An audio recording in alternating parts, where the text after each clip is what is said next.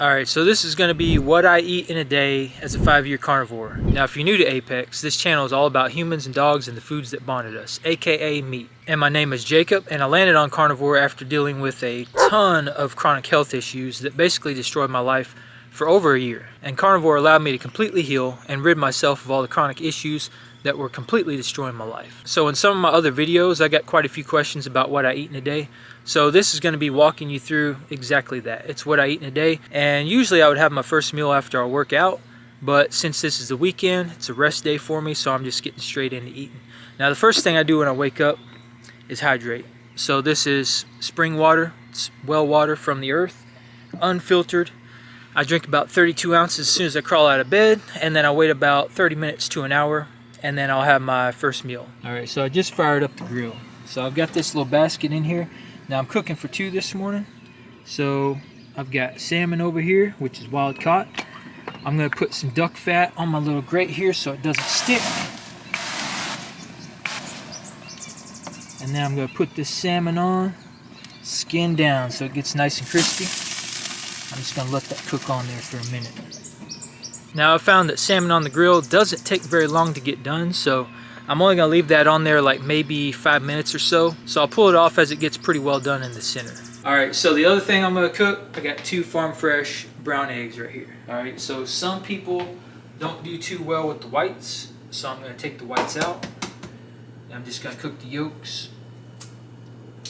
So to do that, I usually just crack it open and then kind of strain the white out into a bowl, and then I'll be left with the yolk, which is what I'll cook.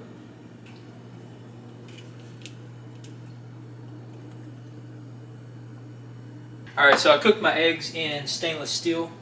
I don't like using cast iron because they stick in there and it kind of ruins the seasoning. So I've got some strained off beef fat from where I had some ground beef yesterday morning. I'm just going to put a little bit of that in the pan to kind of grease it up. So I'll heat this pan up, get it pretty hot, throw some grease in there, and then I'll drop my eggs in there and cook them up. So I use just a small chunk of this, let it warm up, and then my eggs will be ready to put on. Now I'm also going to cook about 1 pound of local ground beef right here, and I am going to cook that in a cast iron skillet. So this is about half frozen, maybe 1/4 of the way frozen. I pulled it out of the freezer last night and put it in the fridge. So I just throw it in here as is. I mean, even if it's frozen a little bit, because it will heat up and break down, I just break it apart a little bit.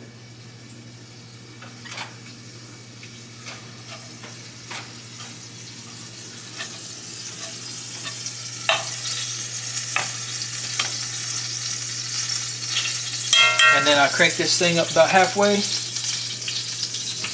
And then I like to put a lid on it because cast iron can kind of splatter all over the place like this is doing right now.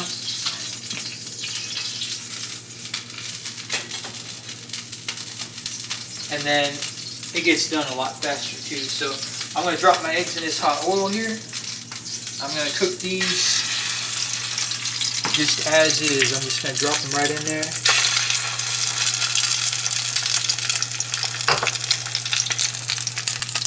And I'll just kind of let those go until they're almost completely done, but a little runny on the inside. Alright, so what I'm doing with my hamburger, I've got some bone broth I made last week.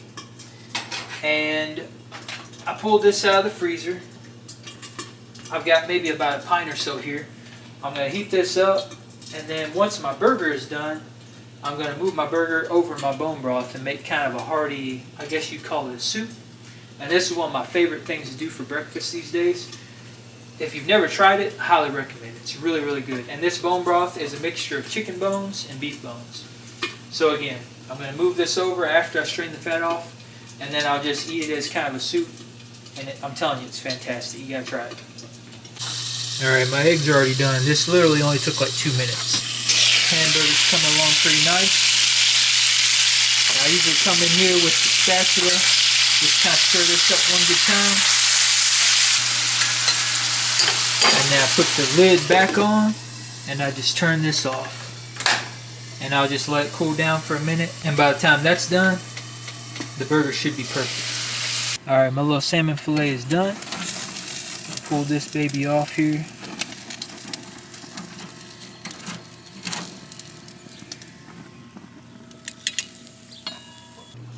Alright, my burger's done. Now I'm going to strain this fat off here because I don't like to consume a whole lot of liquid fat. So I'll just add it to my fat bowl and then I'll use this for cooking later.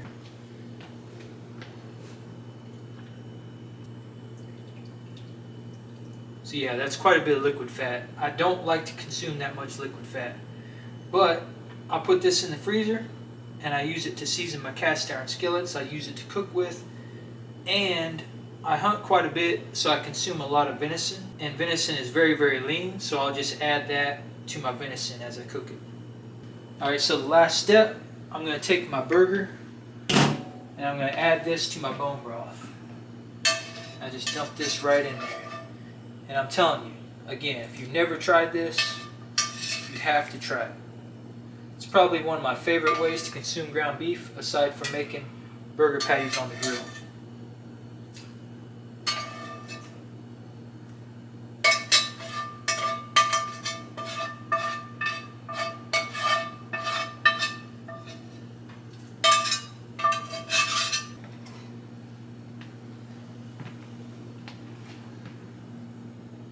So the last thing I add in here is just a nice chunk of butter, and then no meal is complete without some pink Himalayan salt. So one of the best things about Carnivore is how simple it is. This whole process took me like 5 or 10 minutes.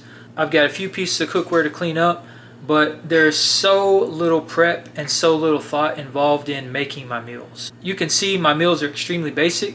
I've got ground beef and bone broth, and that's it. So not only is it extremely easy, and there's very little thought involved, but it's also extremely cheap.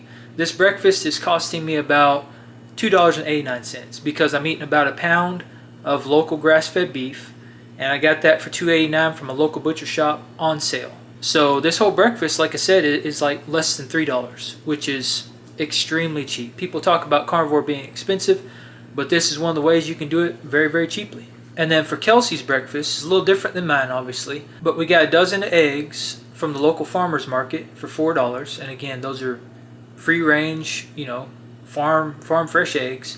And then we got the salmon from Aldi on sale for $10 for 2 pounds. So it's very, very cheap, and we're both eating for less than $5 for a meal, which is, again, very, very, very cheap, especially when you factor in the nutrient quality, the amount of nutrients in the food, and the bioavailability of the food, plus all the stuff that you're not getting, which is all the toxins and contaminants and stuff that's in most of the other food in the modern world. Now, I do not waste food, so the egg whites, even though I don't consume those, and I don't give those to my dog either because she doesn't do very well with egg whites. So I do have a family garden that I grow, and my family gets all the produce from that. I just have really, really rich soil down here, so it makes sense that I grow it on my land, and then I just give the vegetables and stuff away to my community and to my family. So it works out really well. But like I said, I put those eggs in the garden. It works really well for compost. And if your dog does well with egg whites and you don't, you could always give those to your dog. Like I said, my dog, she just doesn't tolerate egg whites very well, and I don't either. So it's best for me to just put that stuff to use in the soil. So I try to do most of my grocery shopping on the weekends. So one of the things I usually like to do is go to farmers markets, and I'll try and get most of my food from there if I don't go to my local butcher shop or if I can't find a local farm or something that's open. But today we decided to check out a new place, so we went up kind of into the city. Of course, I live way out in the country, so it was about an hour drive to get up here, but we're going to try out this new farmers market. It's an indoor market, so we're going to go in there and kind of browse around, see if we can find any good local fresh meat. I've got pretty high hopes because I've seen some pretty good reviews about this place. So we're going to go in here and check it out and see what we can find.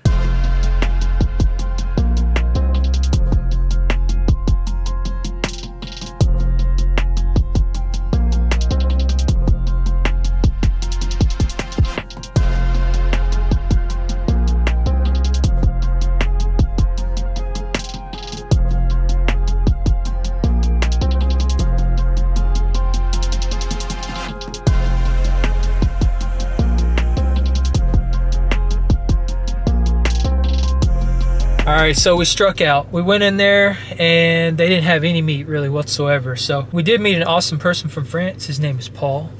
And he is a huge advocate for shopping local. And they're actually bringing in some more vendors in here starting like in a couple weeks from now. They're going to bring some more farms in. And it's going to be more of like an open market. Right now it's just kind of like a cafeteria. They have a bunch of different vendors and stuff selling food in there. Like pre-made food. But of course we want butcher shops. So we're probably going to pop back up here in a few weeks. Can't always win, I guess. But I think we're going to go see if we can find some meat somewhere else. Alright, so all this running around, we decided we want to stop and get a quick snack. So we're going to swing in Burger King here real quick and see if we can't get just a couple plain patties with no bun, no lettuce, no nothing. Usually they're pretty willing to do that, so we're going to find out if we can do it.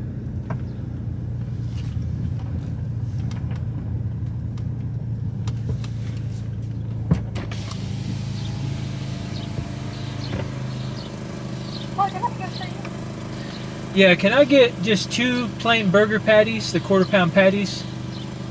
No bun, no lettuce, just 2 burger patties a la carte. Do you want the Whopper patties or like the cheeseburger patties? The Whopper patties, please. Alright. Is that it? Yeah, that's it. Alright. Thank you. Have a good one. You too. Alright, so done all my running around. It's dinner time. So I always make the food for my dog first. She's queen around here, so she eats first. So I'm going to make some chicken leg quarters. It's always my #1 staple food. I've already got chicken back in here that's kind of thawed out. Add that in there. I'm going to debone this chicken leg quarter. Most of that meat's going to go in there. I'm going to put this butcher blend, which is a mixture of different cuts of meat. There's some heart, there's some liver, kidney in here. I'm going to put that in some bone broth, put this on the stove, heat this up. I've got some gizzards in here. I'm going to add 2 chicken feet. And then this is my bone broth I'm going to heat up. So go ahead and prep this food for her.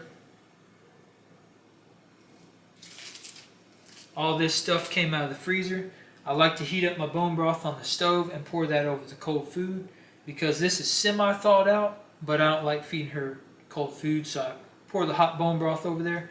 It warms it up to about lukewarm, and she loves it. Alright, so the butcher blend's going in. So I've got some bone broth here. It's nice and jello-y. I just made this last night, actually. So I've got an old protein scooper here. I'm just going to add this in here. I usually do like 2 scoops. And then I'll put this on the stove, cover it up, and just let it go for about 5 minutes or so. Alright, my chicken feet, I pulled these out of the freezer, so they're still pretty frozen. I'm just going to put them in some hot water, let them get good and thawed out. Alright, so I got my chicken leg quarter. I'm going to debone this. I actually like deboning the chicken leg quarters when they're semi-frozen because it makes it a whole lot easier to cut into. It doesn't slip around on you. Just makes it a lot easier to debone. So I don't like feeding these large, longer structural bones. So I'm just going to take all the meat off this. And then I'll end up keeping these and I'll mix some more bone broth out of that. So when I debone this, always make sure to pull this bone out of the drumstick. It's a very sharp bone. I'll show you what it looks like here. So this real sharp drumstick bone, always pull that out. That's only if you debone your meat. If you're feeding raw meaty bones, you probably don't need to do that, but since I'm deboning this, I like to mitigate the risk of choking.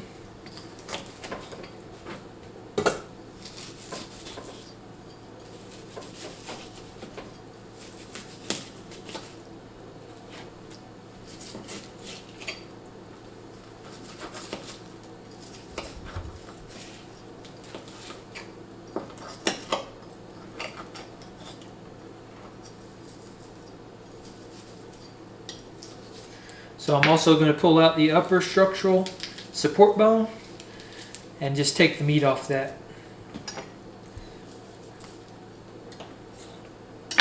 And then again, I'll save this for bone broth. Cut my meat up a little bit so it thaws out a little better because it is slightly frozen. I'll just throw this in her bowl. And then once my bone broth heats up, you can see I've got a pretty good pile right here already. So once my bone broth heats up, I'll just dump that over top. I'll keep this bone. This is the upper part of the back of the chicken leg quarter. I'm going to keep the meat on this, and then I'll feed this to her for tomorrow's meal. Alright, I got a couple gizzards here. I'm going to throw these gizzards in there. And there's some hearts mixed in with this too. So, add a handful of those. I've kind of got it in my head how much I need to measure out just by kind of looking at it. But she ends up with about 1.5 to 2 pounds of food every single night. Alright, my chicken feet are good and thawed out. Throw 2 of those in there. I'll add a couple little pieces of beef kidney just to kind of round out the meal. Small piece of deer liver. Alright, my butcher blend bone broth mixture is done. So I'm going to pour this right over top. And then I usually just kind of like to stir it all together. Mix it in so everything gets good and hot. And then she'll be ready to eat.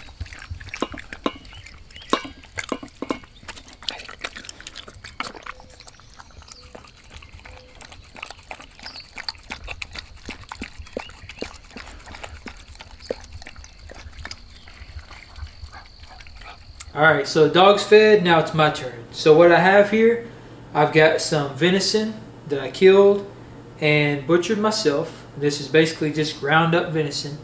I've got some venison liver, deer liver. I've got some beef kidney. I have some local grass-fed beef trimmings, beef fat trimmings. So this is just trimmings of steaks and things like that that the butcher cuts off. And there's a ton of fat in here because venison is extremely lean, so I always like to mix some fat with that. So I'm going to mix all this stuff together. And essentially I'm just going to make a primal blend. So I'm going to make some patties out of this. I'm going to use this rendered beef fat to put in my cast iron skillet. And that's what I'm going to cook it in. So like I said, I'm just going to mix all this together. I've already got my liver and my kidney minced up. So I'll just basically mix it.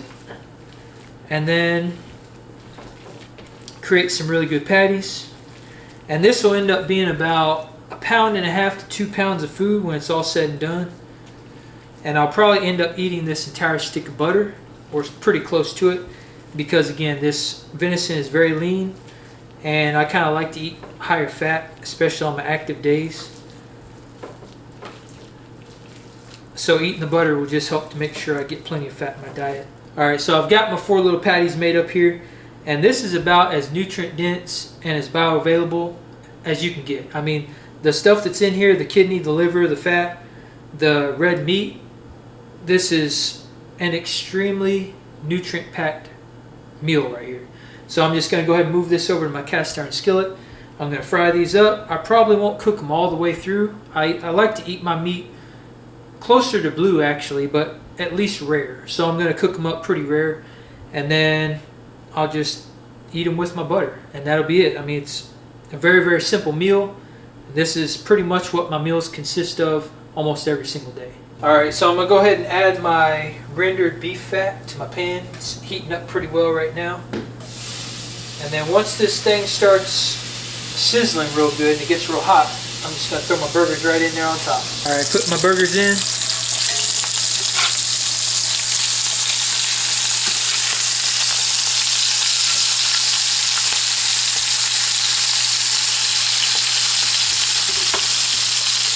And I am going to partially cover these because it splatters like crazy.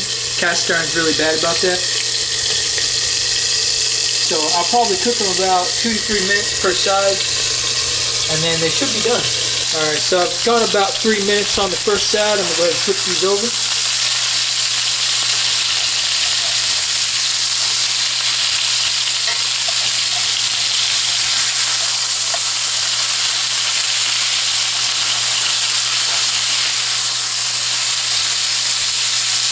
Now cover them up again a little bit, keep that grease down. Splatters like crazy. Alright, I think these are done. It's probably a total of about 6 minutes or so. So I'm going to go ahead and pull these out of here. You can see there's still some blood coming out. Again, I like my meat pretty rare.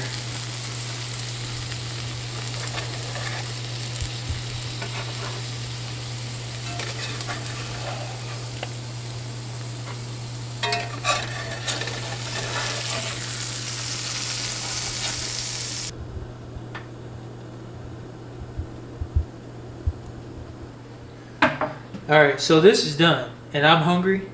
I'm ready to eat. The hamburger patties we got earlier, Kelsey had those, so I haven't eaten since breakfast. So I'm about to chow down on this. So I'm just going to add me a little butter to it. But again, I'll probably end up eating this whole stick of butter.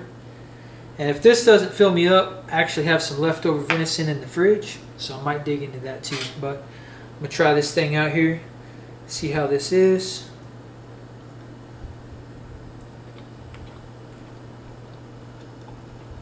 Oh yeah, this is good stuff right here.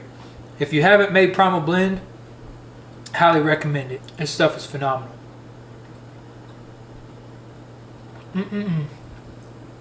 Two thumbs up. Alright, so this stuff's really good, so I'm going to sit down and eat. I got to finish this off. But hopefully that gave you an idea of what I eat in a day as a 5-year carnivore. Again, it's very basic, fundamental, simple stuff. If you are looking for local beef or local meat, I'm going to put a link in the description below to my farm map. There's over 7,200 farms on that listing. Feel free to use that. It's free to use. So if you're looking for tips or if you're looking for recipes or anything like that, let me know in the comments below. I mean, I've been doing this for a while. It's pretty basic. I mean, it's just meat, so it's not really anything earth-shattering. But if you got any questions or whatever, just drop a comment down below. I hope you like this. Hope you got some value out of this. And if you did, feel free to like, subscribe, join the Apex tribe, and I'll see you in the next one.